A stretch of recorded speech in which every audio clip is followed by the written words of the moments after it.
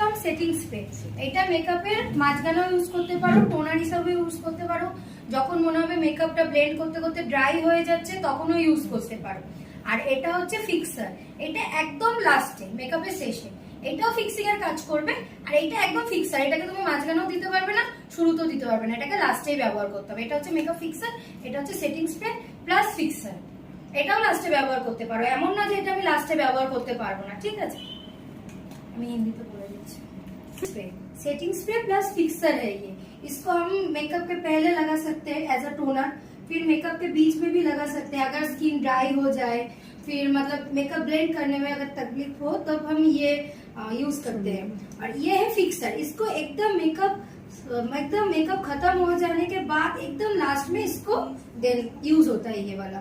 ये हम बीच में नहीं दे सकते, लेकिन ये हम बीच बीच में भी दे सकते हैं और लास्ट में मेकअप सेट करने के लिए भी दे